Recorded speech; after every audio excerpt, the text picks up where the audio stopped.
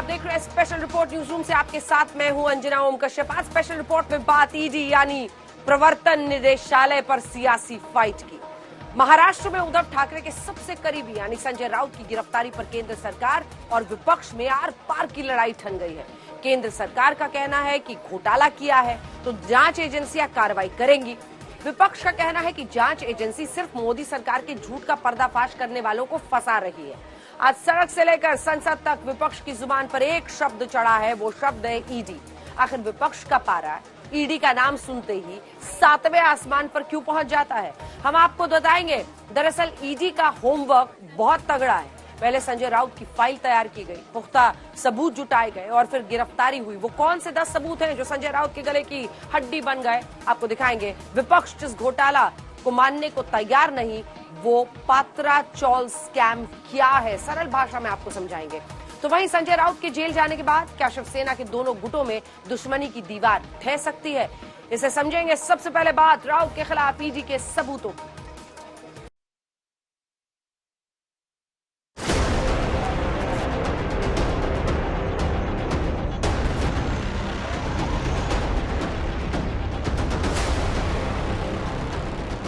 ED की 16 घंटे लंबी पूछताछ के बाद शिवसेना के प्रवक्ता और राज्यसभा सांसद संजय राउत गिरफ्तार होते हैं और जाते जाते संजय राउत आजकल का सबसे फेमस और सुपरहिट डायलॉग बोलते हैं जो आजकल बच्चा बच्चा बोलता है। दूसरी बात, संजय राउत झुकेगा नहीं, ना पार्टी छोड़ेगा, ना शिवसेना छोड़ेगा। सर एक तो क्या अब ईडी ने संजय राउत को झुकाने के लिए, सच उगलवाने के लिए, पात्रा चौल घोटाले का पूरा पता लगाने के लिए संजय राउत को 4 अगस्त तक कस्टडी में ले लिया है?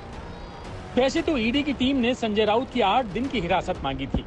मेडिकल जांच के बाद संजय राउत को पीएमएलए कोर्ट में पेश किया गया और वहां से ईडी को संजय राउत की 4 दिन की कस्टडी मिल जाती है।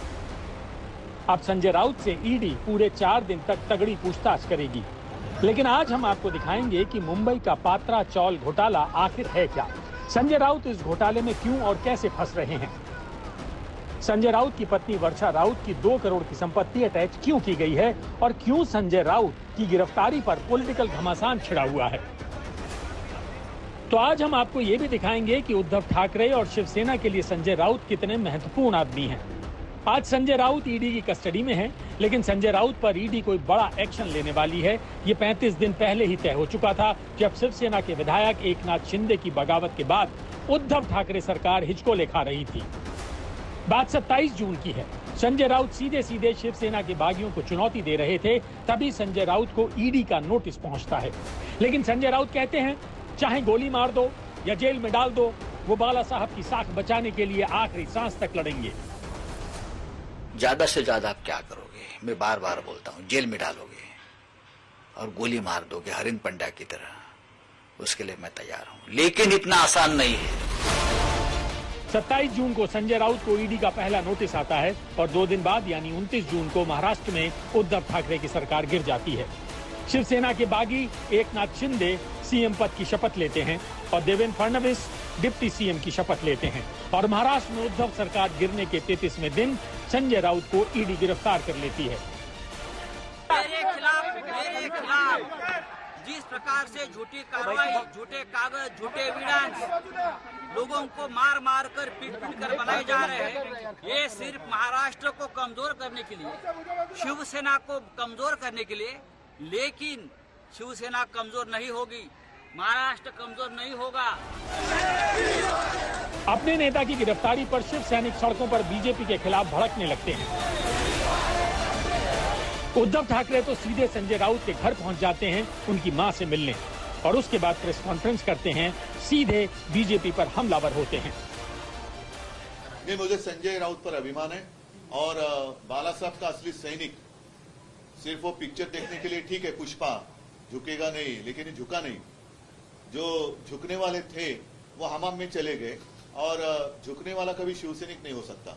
जो भी लोग कह रहे थे कि हम बाला साहब की जो भी हमारे पास एक शिक्षा थी, शिक्षा म्हणजे मराठीतली नाही, शिकवण ज्याला म्हणतो, उसके ऊपर हम हमारा आगे की, यानी उद्धव ठाकरे साफ साफ लफ्जों में कह रहे हैं जिस तरह से ईडी ने संजय राउत को उठाया है, उनके घर पर रेड डाली है, बीजेपी अपनी शक्ति का बेजा इस्तेमाल कर रही है। उद्धव ठाकरे ये भी साफ साफ कहते हैं कि भले ही उनके विधायक किसी डर से टूटकर एकनाथ शिंदे और बीजेपी खेमे में चले गए, लेकिन वो झुकने वाले नहीं हैं और समय सबका एक जैसा नहीं रहता है। नड्डा साहब ने जो भी कल कुछ भाषण दिया है, क्या उसमें आपको प्रजातंत्र दिखाई दे रहा है? सिर्फ एक ही पार्टी, मतलब उनकी जो पार्टी है वही रहनी चाहिए और वही रहेगी, और बाकी सारे पार्टी, जितनी सारे पक्ष हैं, सारी पार्टियां हैं, वो खत्म हो जाएगी। आज तक हम मानते थे कि ये शतरंज, यानी कि मराठी में कहते बुद्धि बल, तो इसमें शतरंज नहीं है, बुद्धि का कोई ठिकाना नहीं है, सिर्फ बल वापरले जाते हैं, शक्ति का उपयोग किया जा रहा है। लेकिन ऐसे लोगों के बुरे दिन तो जरूर आते हैं, और आप जैसे बर्ताव उस वक्त अन्य लोगों के साथ करते हो, शायद उससे बुरा बर्ताव उस वक्त जनता आपके साथ कर सकती है। उद्धव ठाकरे ने बीजेपी की तुलना हिटलर जैसी तानाशाही से कर दी। उद्धव ठाकरे हिटलर को लेकर एक कहानी भी सुनाते हैं। क्या है वो कहानी, आप भी सुनिए। कि जब सेकंड वर्ल्ड वॉर चल रहा था तो हिटलर एक समय ऐसे आया था कि उस वक्त लग रहा था कि शायद हिटलर जीत जाएगा, पूरी दुनिया को अपने कब्जे में ले लेगा। तो उस वक्त डेविड लो, मतलब हिटलर बॉम्ब डालता था और डेविड लो एक कार्टून निकालता था, और वो कार्टून का जो एक परिणाम हुआ करता था वो बॉम्ब से भी ज्यादा होता था। और ऐसे कहा जाता है कि हिटलर ने उस वक्त अपने सारे लोगों को कहा था कि ये व्यक्ति है कौन, है कहाँ, इसे लेके आओ, जिंदा या मुर्दा जैसे है उसे लेके आओ। तो यही होती है जो तानाशाही की बात होती है। जब सारे लोग अपने गुलाम होते हैं तो कुछ दिन के लिए, जब तक उनका उपयोग आपके लिए होता है तब तक वो गुलाम अच्छे लगते हैं, बाद में गुलाम जब उनका उपयोग नहीं रहता है वो निकलते। रविवार यानी 31 जुलाई को सुबह 7 बजे ईडी के अधिकारियों ने संजय राउत के घर भांडुप में धावा बोला। टीम ने वहां 9 घंटे तक छापामारी की। इस दौरान जबरदस्त तमाशा हो गया। ईडी की छापेमारी शुरू होने के करीब 6 घंटे बाद संजय राउत घर की खिड़की के पास आए और उन्होंने बाहर आकर हाथ हिलाया। हम समय भी वही है, सिर्फ समय चेंज होता रहता है, चेहरे बदल गए हैं हम धर्म के नाम पर, और इन्होंने पावर का दुरुपयोग करके हम जैसे लोगों को जेल के पीछे भेजा। पर आज सच में जो जेल के पीछे जाने वाले हैं वो उन्होंने करप्शन किया है। अगर देश का पैसा कोई डुबाता है, गरीब की खून पसीने के पैसे अगर कोई इस तरीके से मिसयूज करता है तो उसके साथ में ऐसा ही होना चाहिए। उन्होंने जिस तरीके से कल हाथ वेविंग करके एक ऐसे देश के कोई हीरो हाथ कर रहे हैं और सभी को आश्वस्त कर रहे हैं कि मैं आपके साथ हूं, करप्शन करने वाले व्यक्ति ने इस तरीका का एटीट्यूड रखना, ये मेरे हिसाब से मुझे गलत लगता है। ईडी दफ्तर निकलने से पहले संजय राउत की मां ने उनकी आरती उतारी। उन्होंने मां के पैर छूकर आशीर्वाद लिया और अपनी गाड़ी से निकले। ईडी ऑफिस में रविवार शाम को 5:30 बजे संजय राउत से पूछताछ शुरू हुई। हम आपको बता दें कि पात्रा चौल लैंड स्कैम में करीब 1034 करोड़ रुपए के घोटाले का आरोप है, लेकिन शिवसेना संजय राउत के घर ईडी की रेड को पॉलिटिकल साजिश से जोड़ रही है। लोकांचा प्रेम आणि आशीर्वाद घेतच पुढे जाणं हेच मला वाटतं योग्य आहे आणि हीच ताकद शिवसेनेची आहे, त्याच ताकदीला भेटत। उद्धव ठाकरे ने यहां तक कह दिया कि कुछ लोग ईडी और सीबीआई से बचने के लिए बीजेपी के साथ जुड़ रहे हैं, लेकिन अभी जो सत्ता के हमाम में मजे ले रहे हैं, जिस दिन हमाम का पानी बंद हो जाएगा तो क्या होगा। ये अगर आप ईडी, इनकम टैक्स, सीबीआई, तो फिर प्रजातंत्र कहाँ रहा? जितने हमारे सारे लोग गए हैं, मैंने कहा कि वो तो गए, उनके हमाम में गए हैं, हमाम में गए हैं वो। अब वो मजा ले रहे, लेने दो, लेकिन जब पानी बंद हो जाएगा तो क्या करेंगे आप हमाम में? ईडी के सूत्रों के मुताबिक रेड के दौरान संजय राउत के घर से 11.5 लाख रुपए कैश मिला। अब ईडी की रेड और संजय राउत की गिरफ्तारी के बाद उद्धव ठाकरे सीधे कह रहे हैं कि बीजेपी ताकत का गलत इस्तेमाल कर रही है।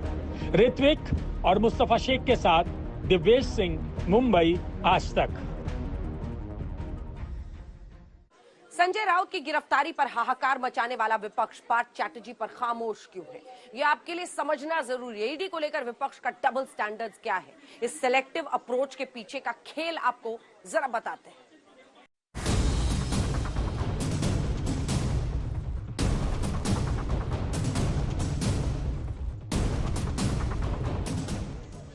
सड़क से संसद तक आज इन 2 तस्वीरों की सबसे ज्यादा चर्चा है। एक तरफ ममता के करीबी पार्थ चैटर्जी पर कसा ईडी का शिकंजा है, दूसरी तरफ ईडी की कैद में उद्धव के करीबी संजय राउत हैं। गिरफ्तारी के बावजूद संजय राउत हाथों में भगवा गमछा लहराते हुए दिखे, तो वहीं पार्थ चैटर्जी व्हील चेयर पर दिखे थे।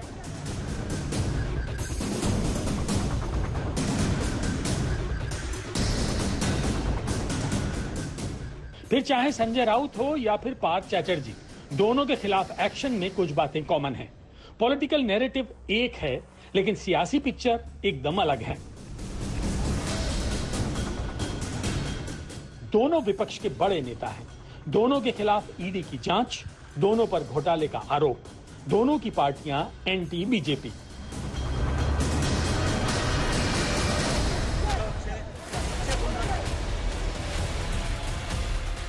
यहां तक आपको कहानी समझ में आ गई, लेकिन दोनों की गिरफ्तारी के बाद सियासी पोस्टरिंग अलग अलग है। ऐसा क्यों? आप संजय राउत की गिरफ्तारी पर उद्धव ठाकरे की टिप्पणी से समझ सकते हैं। मुझे संजय राउत पर अभिमान है और बाला साहब का असली सैनिक सिर्फ वो पिक्चर देखने के लिए ठीक है, पुष्पा झुकेगा नहीं, लेकिन ये झुका नहीं। जो झुकने वाले थे वो हमाम में चले गए और झुकने वाला कभी शिवसैनिक नहीं हो सकता। संजय राउत की गिरफ्तारी के बाद उद्धव ठाकरे उनके घर गए। गिरफ्तारी के पीछे विपक्ष की आवाज कुचलने का आरोप लगाया, लेकिन पार्थ चैटर्जी की कहानी एकदम अलग है। पार्थ की करीबी अर्पिता मुखर्जी के घर से करीब 50 करोड़ कैश मिला, तो वहीं कोलकाता के तत्कालीन पुलिस कमिश्नर रहे राजीव कुमार के सपोर्ट में सीबीआई से आर पार की लड़ाई लड़ने वाली ममता बनर्जी अपनी ही पार्टी के नेता पार्थ के मामले में खामोश है। हालांकि केंद्रीय जांच एजेंसियों के दुरुपयोग का आरोप उन्होंने लगाया है। যদি কেউ চোর হয়, ডাকাত হয়, তৃণমূল কংগ্রেস স্পেয়ার করে না। আমি নিজের ছেলেদের অ্যারেস্ট করেছি অনেকগুলো। আমি নিজের এমএলএ এমপি কাউকে স্পেয়ার করি না অন্যায় করলে, মিনিস্টারও স্পেয়ার করি না, মাথায় রাখবেন। কিন্তু অযথা আমার গায়ে কালি ছেটানোর চেষ্টা করলে মনে রাখবেন আলকাতরা কিন্তু আমার হাতেও আছে। तो क्या ईडी के कानूनी चक्रव्यूह में विपक्ष को प्रधानमंत्री मोदी के इशारे पर फंसाया जा रहा है, या फिर भ्रष्टाचार की फाइल खुलने की वजह से विपक्षी नेता फंस रहे हैं? मेरा निवेदन आपसे यही है कि जो मुद्दे आपके सामने हमने रखे हैं और खास करके नोटिस भी दिए हैं, उन नोटिस का जिक्र भी आपने नहीं किया। जो झारखंड में हो रहा है, जो महाराष्ट्र में हो रहा है, डिस्कशन कल होगा, इसके ऊपर हम सबने सहमति भी बनाई थी। राउत की गिरफ्तारी के बाद महाराष्ट्र के सियासी गलियारे से लेकर देश की संसद तक ईडी का नाम गूंज रहा है। विपक्ष का आरोप है कि उन्हीं की फाइलें खुल रही हैं जिसमें विपक्ष के नेता हैं। बीजेपी शासित राज्य हो या फिर बीजेपी के नेता हो, ईडी के लंबे हाथ वहां तक क्यों नहीं पहुंच रहे हैं? यानी जांच में कुछ काला नहीं, बल्कि पूरी दाल ही काली है।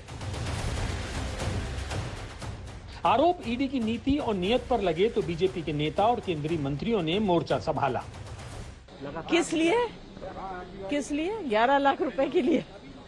कमाल है, इन लोग करोड़ों रुपए लगा रहे हैं मेंबर्स को खरीदने में। मुझे Sanjay Raut ji is a very strong leader, he has the support of his party. उनके साथ जो कर रहे हैं वो गलत है, जाती है। मुझे इस वक्त ज्यादा चिंता है जो गुजरात में रेप केस हुआ उसके ऊपर। लगातार पिछले 16 साल से मैं इस मुद्दे के बार बार आगे लाती हूँ, बोलने की चेष्टा करती हूँ, मगर कोई भी सरकार जो पावर में है वो कभी महिलाओं की सुरक्षा के लिए कुछ नहीं करते। ईडी जांच कर रही है और उनके आप बॉडी लैंग्वेज देखिए, उससे लगता नहीं है किस तरह से मफलर निकाल करके ये सब कर रहे हैं और इस तरह से कह रहे हैं कि हाँ मैं शिवसेना नहीं छोड़ूंगा। मानो ये इसलिए दबाव बन रहा है। ये वो पूरी तरह से दोषी है और ये जांच आज से नहीं चल रही है, लंबे समय से जांच चल रही है। कई कार्रवाई हुई, कई बार पूछताछ हुई है और मेरे ख्याल में कोई भी जांच एजेंसी जब किसी को हिरासत में गिरफ्तार करती है तो कुछ ना कुछ होता है। संजय राउत पर ईडी के एक्शन को लेकर कांग्रेस की लाइन एकदम क्लियर है। अधीर रंजन की माने तो केंद्र सरकार ने विपक्ष मुक्त हिंदुस्तान का जिम्मा ईडी को सौंप रखा है। बहुत ही अन्याय किया। हिंदुस्तान में ईडी ने हिंदुस्तान की सरकार को, भारत सरकार को और बीजेपी पार्टी के निर्देश पे आदेश से विरोधी बुक्स विरोधी मुक्त हिंदुस्तान बनाना चाहते हैं। इसलिए जहां भी विरोधियों पार्टियां सत्ता पे है, चाहे वो महाराष्ट्र हो, चाहे झारखंड, चाहे कोई भी राज्य में हो, ये सत्तारूढ़ पार्टी की एक ही मकसद होते हैं कि ईडी को दुरुपयोग किया जाए, ईडी को बेजा इस्तेमाल किया करो, डराओ धमकाओ, लालच दिखाओ।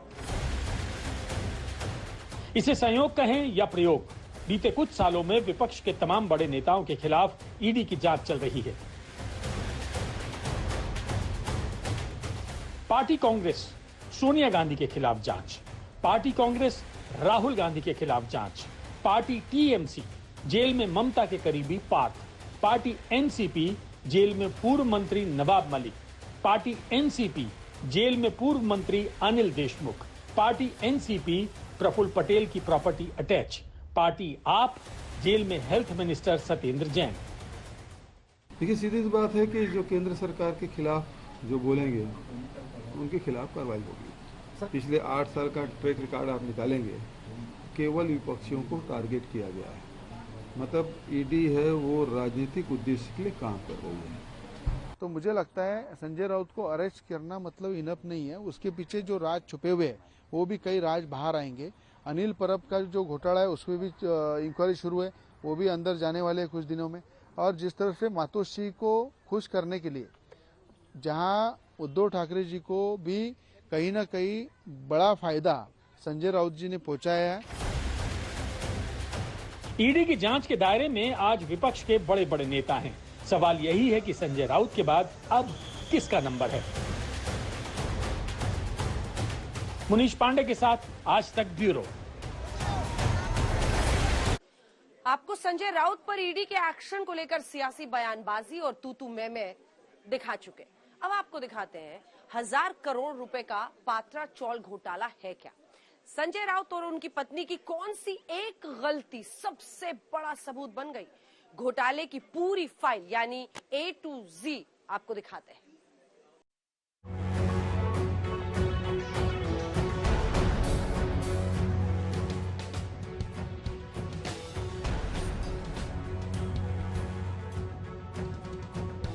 कोर्ट ने संजय राउत को 4 अगस्त तक ईडी की कस्टडी में भेज दिया है। अब यही चर्चा हर तरफ हो रही है कि आखिर शिवसेना सांसद संजय राउत पर लगे आरोप कितने संगीन हैं और आखिर घोटाला क्या है। मतलब ये कि पात्रा चाल घोटाले की A to Z कहानी क्या है। 2007 में घोटाले की एक स्क्रिप्ट लिखी गई। शुरुआत एक करार से हुई जो महाडा और गुरु आशीष कंस्ट्रक्शंस कंपनी के साथ हुआ। 47 एकड़ जमीन को रीडेवलप करने के नाम पर एक बड़ा खेल हुआ। आरोपों के मुताबिक पूरी स्कीम ही एक स्कैम है, क्योंकि पहले से तय था कि किसे कितना कट मिलेगा और कैसे रीडेवलपमेंट के नाम पर दोनों हाथों से लूट की जाएगी। एक तरफ लोगों की गाढ़ी कमाई पर डाका डाला जाएगा और दूसरी तरफ सरकारी पैसों पर हाथ साफ होगा। ये कैसे मुमकिन हुआ, इसका जवाब एक नाम में छिपा है, यानी संजय राउत। ईडी के सबूत तैयार हैं, वो सबूत जो पात्रा चाल घोटाले में संजय राउत के रोल की गवाही दे रहे हैं। ऐसा क्यों, ये समझिए। साल 2007 में गुरु आशीष कंस्ट्रक्शन नाम की कंपनी का गोरेगांव में स्थित पात्रा चाल को लेकर महाडा के साथ करार हुआ। गुरु आशीष कंस्ट्रक्शन कंपनी को करार के मुताबिक पात्रा चाल को रीडेवलप करना था। गुरु आशीष कंपनी में संजय राउत के करीबी प्रवीण राउत डायरेक्टर थे। महाडा और गुरु आशीष कंपनी के बीच हुए करार के पीछे संजय राउत की पैरवी थी। करार के मुताबिक गुरु आशीष कंपनी को 672 किराएदारों के लिए फ्लैट बनाने थे और 3000 नए फ्लैट बनाकर महाडा को हैंडओवर करने थे। महाडा ने करार के मुताबिक 47 एकड़ जमीन गुरु आशीष कंपनी को सौंपी। करार के मुताबिक सारे फ्लैट बनाने के बाद जो जमीन बचेगी उसका इस्तेमाल गुरु आशीष कंस्ट्रक्शन कंपनी अपने हिसाब से करेगी। स्कीम के मुताबिक कुल 16 बिल्डिंग बननी थी, लेकिन एक भी इमारत आज तक नहीं बनी। महाडा के साथ हुए करार के विरुद्ध गुरु आशीष कंपनी ने 8 कंपनियों को प्रोजेक्ट के साथ जोड़ा और 1034 करोड़ रुपए निवेश करवाए। नाम महाडा का इस्तेमाल हुआ और गुरु आशीष कंपनी की आड़ में 672 किराएदारों को ठगा गया, जिन्हें फ्लैट मिलना था।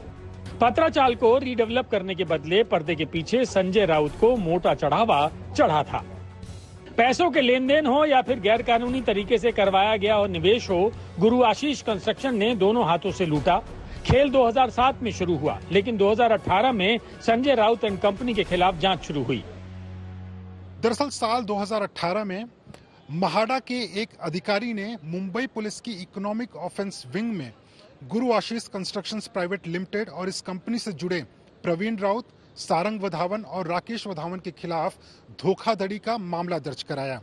बाद में इस मामले की जांच ईडी ने करनी शुरू की और ईडी ने जब इस मामले की जांच शुरू की तो प्रवीण राउत के तार संजय राउत से जुड़ते हुए नजर आए और सबूत इकट्ठा करने के बाद ईडी ने संजय राउत को गिरफ्तार किया। संजय राउत खुद को बेकसूर बता रहे हैं, केंद्रीय जांच एजेंसियों के दुरुपयोग का आरोप लगा रहे हैं। पब्लिक अपीयरेंस भी ऐसा कि जैसे उन्हें राजनीति और मोदी सरकार के खिलाफ तल्ख टिप्पणी की वजह से फंसाया गया है। लेकिन इस दावे से इतर ईडी के पास संजय राउत और उनके परिवार के खिलाफ पुख्ता सबूत हैं। 2009 में गुरु आशीष कंपनी के डायरेक्टर और संजय राउत के दोस्त ने वर्षा राउत को 55 लाख रुपए दिए, जो संजय राउत की पत्नी है। साल 2011 में संजय राउत और उनकी पत्नी वर्षा ने प्रवीण राउत की कंपनी में 29,50,000 का निवेश किया। एक महीने के अंदर संजय और उनकी पत्नी को 29,50,000 के निवेश के बदले 37,50,000 रुपए का मुनाफा दिया गया। संजय राउत की पत्नी वर्षा ने प्रवीण राउत के प्रोजेक्ट में सिर्फ 5,625 का निवेश किया, जिसके बदले में उन्हें 13,94,375 रुपए मिले। कुल हेरा फेरी के पुख्ता सबूत मिले हैं, वो 1,06,00,000 रुपए की है। ये बात हुई सबूत की। अब तक की जांच के बाद राउत के खिलाफ ईडी की चार्जशीट के बारे में बताते हैं, यानी जो आरोप लगे हैं।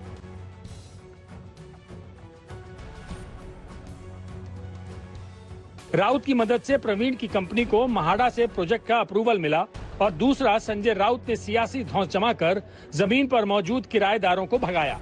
ईडी का आरोप है कि पूरे घोटाले में संजय राउत, प्रवीण राउत, राकेश वधावन, सारंग वधावन ने पूरी प्लानिंग के साथ घोटाले को अंजाम दिया।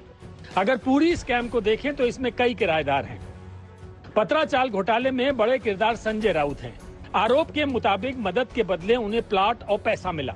दूसरा किरदार है प्रवीण राउत, जो संजय राउत का करीबी है, गुरु आशीष कंस्ट्रक्शन कंपनी का डायरेक्टर है। आरोप है कि हेरा फेरी का पूरा खेल प्रवीण राउत ने संजय राउत के साथ मिलकर किया। तीसरा किरदार है वधावन ब्रदर्स, जो HDIL के मालिक हैं। आरोप के मुताबिक गैर कानूनी मुनाफे के पार्टनर हैं। चौथा किरदार स्वप्ना पाटकर, जो ईडी की गवाह हैं और संजय राउत की बेनामी प्रॉपर्टी की मालकिन। संजय राउत की गिरफ्तारी भले ही पत्राचौल मामले में हुई हो, लेकिन ईडी सूत्रों का कहना है कि संजय राउत की जांच कुछ अन्य मामलों में भी होगी। उनमें से एक मामला दिल्ली में दर्ज एक मनी लॉन्ड्रिंग केस से जुड़ा हुआ है। बहुत मुमकिन है कि ईडी उस मामले को लेकर भी संजय राउत से पूछताछ करे, आगे जांच करे। इन सब के मायने एक ही निकलते हैं कि जब संजय राउत को न्यायिक हिरासत में भेजा जाएगा, उसके बाद भी वो बेल पर बाहर नहीं आ पाएंगे और उन्हें कुछ महीनों तक जेल की सलाखों के पीछे बिताना पड़ सकता है। मुनीश पांडे, दिल्ली, आज तक। अब महाराष्ट्र की राजनीति में संजय राउत एक अहम कैरेक्टर है। अब तक हर दिन संजय राउत की तरफ से शिंदे गुट और बीजेपी पर लगातार हमला बोला जाता रहा। शिवसेना के मुख्य पत्र सामना में अपने कलम से संजय राउत प्रहार कर रहे थे, लेकिन अब संजय राउत सीन से अचानक गायब हो गए। संजय राउत की गैर मौजूदगी शिंदे गुट और उद्धव ठाकरे के लिए क्या मायने रखती है, ये देखिए।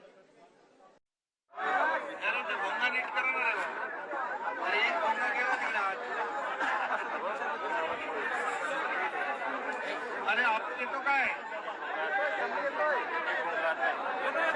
अरे आता येणारच नाही, तो 8 वाजताचा भोगा बंद झालाय। संजय राउत की गिरफ्तारी पर महाराष्ट्र के मुख्यमंत्री एकनाथ शिंदे की लाउड स्पीकर वाली व्याख्या के बड़े सियासी मायने निकाले जा रहे हैं। वही सियासी मायने जो महाराष्ट्र में भविष्य की राजनीति में बड़े बदलाव का संकेत हो सकते हैं।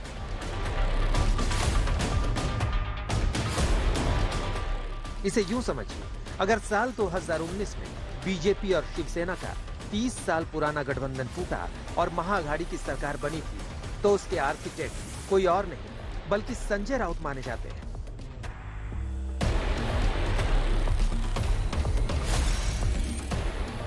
शिवसेना में संजय राउत का मतलब क्या है, आप उद्धव की इन तस्वीरों से समझ सकते हैं। संजय राउत की गिरफ्तारी के बाद खुद उद्धव ठाकरे ने प्रेस कॉन्फ्रेंस की।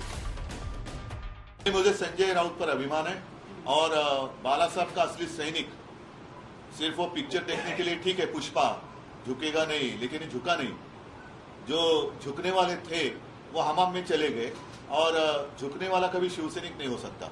जो भी लोग कह रहे थे कि हम बाला साहब की जो भी हमारे पास एक शिक्षा थी, शिक्षा म्हणजे मराठीतली नाही, शिकवण ज्याला म्हणतो, उसके ऊपर हम हमारा आगे की दिशा तय कर रहे हैं, तो ये बाला साहब ने दिखाई नहीं, दिशा नहीं है। भले ही शिंदे गुट के खिलाफ उद्धव ने तीखी टिप्पणी की, लेकिन यहाँ एक बात गौर करने वाली है कि शिंदे गुट की तरफ से ना तो अभी तक उद्धव ठाकरे पर हमला किया गया और ना ही आदित्य ठाकरे पर, यानी एकनाथ शिंदे की तरफ से बातचीत का दरवाजा बंद नहीं किया गया है। हाँ, चाहे शिंदे गुट हो या फिर बीजेपी, दोनों के निशाने पर संजय राउत रहे। जे.पी. नड्डाजींनी हे सांगितलेलं आहे की उद्धव ठाकरेंच्या नेतृत्वात जी काही शिवसेना होती ती शिवसेना राहिलेली नाही। आता ही नवीन शिवसेना या ठिकाणी झालेली आहे जी शिंदेच्या नेतृत्वातली आहे। त्यामुळे त्या शिवसेनेच्या संदर्भात ते बोललेले आहेत, कृपा करून लोकांच्या मनामध्ये संभ्रम तयार करू नका।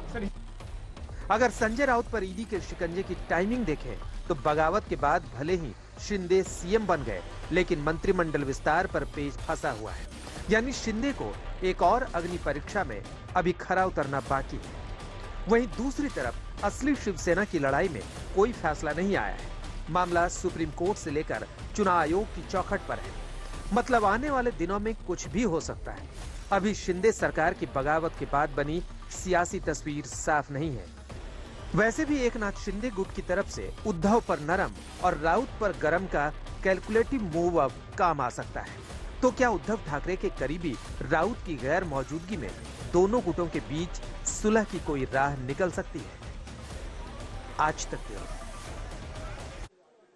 ये तो आपने समझ लिया। अब आपको जरा दिखाते हैं संजय राउत की रियल लाइफ स्टोरी। जी हाँ, कभी एक क्राइम रिपोर्टर रहे संजय राउत, कैसे ठाकरे परिवार के इतने करीब आए, जहां कहा जाता है कि 1993 सीरियल धमाकों में नाम आने से पहले अंडरवर्ल्ड डॉन दाऊद इब्राहिम भी संजय राउत से मिलने आया करता था।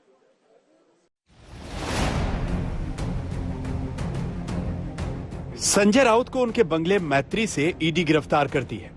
राउत आज महाराष्ट्र की राजनीति में बड़ा नाम है, लेकिन 80 के दशक में वो मुंबई में क्राइम रिपोर्टिंग किया करते थे। लोक प्रभा पत्रिका से करियर की शुरुआत करने वाले संजय राउत को अंडरवर्ल्ड रिपोर्टिंग का एक्सपर्ट माना जाता था। दाऊद इब्राहिम, छोटा राजन और अंडरवर्ल्ड पर लिखी उनकी रिपोर्ट्स की मुंबई में खूब चर्चा हुआ करती थी। रिपोर्टिंग की दुनिया में राउत का नाम बड़ा होता गया और वो बाला साहेब ठाकरे की नजरों में आ गए।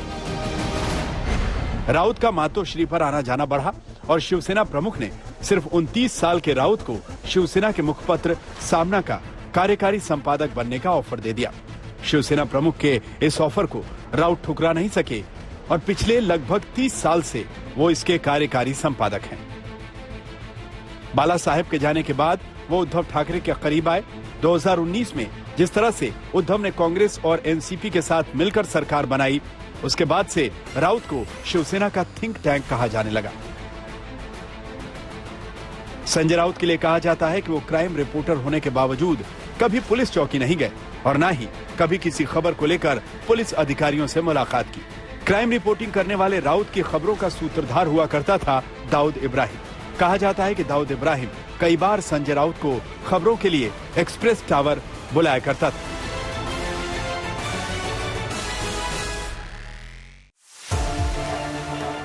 दोनों यहाँ कैंटीन में बैठकर बातचीत किया करते थे। ये बात 1993 ब्लास्ट में दाऊद का नाम आने से पहले की है। 16 जनवरी 2020 को पुणे के कार्यक्रम में संजय राउत ने खुद कबूला था कि दाऊद से उनकी मुलाकात हुई थी। सामना से जुड़ने के बाद संजय राउत ने अखबार में कई बड़े बदलाव किए। संपादकीय में ऐसी बातें छपने लगी जो शिवसेना की विचारधारा से जुड़ी हुई थी और धीरे धीरे ये अखबार बाला साहेब ठाकरे की आवाज बन गया। सामना से जुड़ने के बाद संजय राउत बाला साहेब के बेहद करीब आ गए और धीरे धीरे शिवसेना की अंदरूनी पॉलिटिक्स का हिस्सा बन गए। हालांकि अंबेडकर कॉलेज से बीटेक की पढ़ाई करने वाले संजय राउत छात्र जीवन से ही शिवसेना की स्टूडेंट यूनियन में सक्रिय थे। शिवसेना में संजय राउत ही एक ऐसे व्यक्ति थे जिनकी महाराष्ट्र की लगभग हर पार्टी में अच्छी पैठ थी। वह एनसीपी चीफ शरद पवार के बेहद करीबी माने जाते हैं। और यही वजह है कि MVA निर्माण का पूरा जिम्मा उद्धव ठाकरे ने संजय राउत को ही दिया था।